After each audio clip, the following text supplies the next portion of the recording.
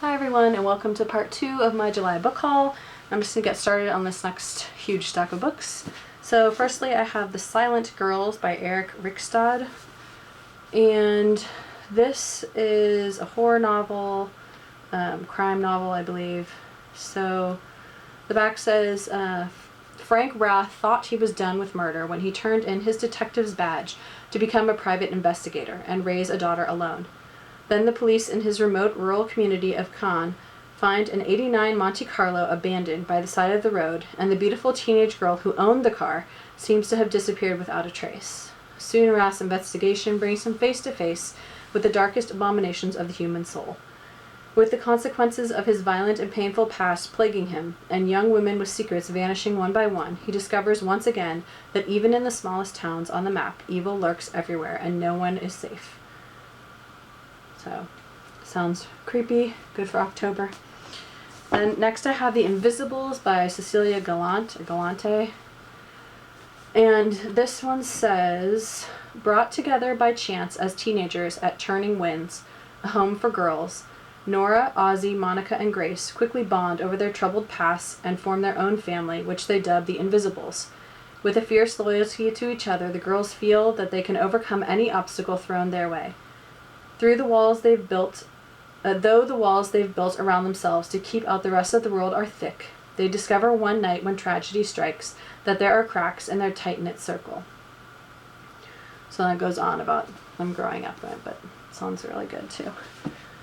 Next I have Most Likely to Succeed by Jennifer Eccles, and I believe this is the third book in this Superlatives series. Yeah, Biggest Flirts, Perfect Couple, and then this is the third book, and I have not read any, so I will get to this soon, hopefully. This is Orphan number 8 by Kim Van Alkemade. Not sure. And this takes place in 1919, and it's about a little girl who is put in a Hebrew infant home where this doctor is performing experiments, medical research and experiments on children, and he's chosen her to do this experimental course of x-rays on her. And obviously it's exposing her to all this radiation and health issues and whatnot. And then it jumps to 1954, and now Rachel's a nurse in a hospice, and one of the patients is this doctor that did all this crap to her.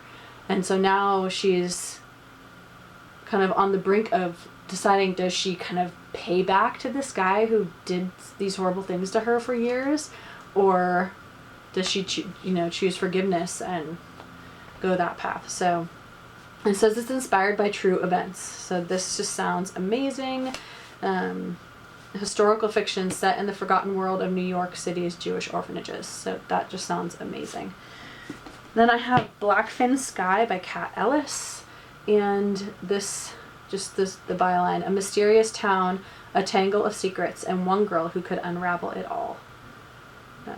So this sounds kind of magical realism and stuff, and I guess it looks a little circus-y. There's like a circus tent at the bottom, it looks like, so yeah, it mentions a dusty circus, so we'll see how that one goes. Then one I've seen on a lot of booktube channels, and I'm so excited to have it. I couldn't wait till the US version came out. I had to just order it from Book Depository because and I pre-ordered it because I was just so excited. It's The Dead House by Dawn Kurtagich, and I know that Sue from Sue's Book Nook has read this, and also Charlotte from Duvet de Devars has read it, and I am so excited to read this. I love their channels and I love their recommendations. I always end up going on and buying stuff or putting stuff in my cart whenever they say it's fabulous. So, I mean, this book is so interesting. It just like is dark pages with like splatters on them, and I know it's about a fire that took place at a school, and 3 students were killed, 20 were injured, and 1 disappeared.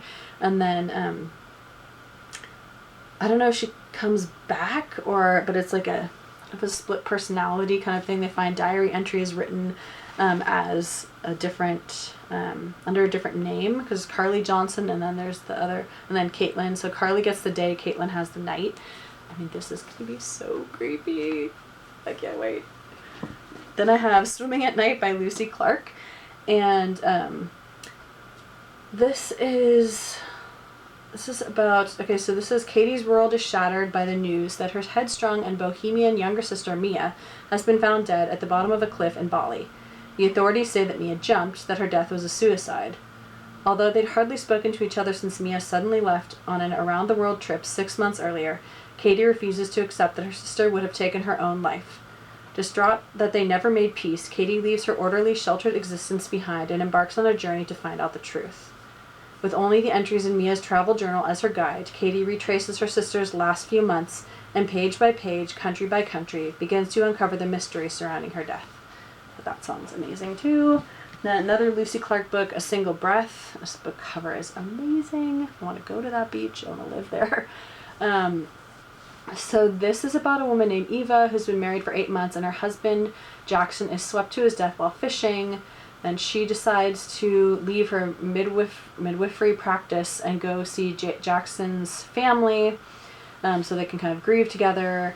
And then she, like, I think she meets his brother or something, and, like, she's attracted to his brother. And I think she starts finding out things about her husband that she didn't know, so it sounds really good too. And I have Infinite by Jody Meadows. I believe this is the third book in the I don't know if it's Incarnate, Asunder, I don't know what the series is called, Incarnate series. I don't know what these are about, I haven't read them, really want to read them, so I'm excited for that.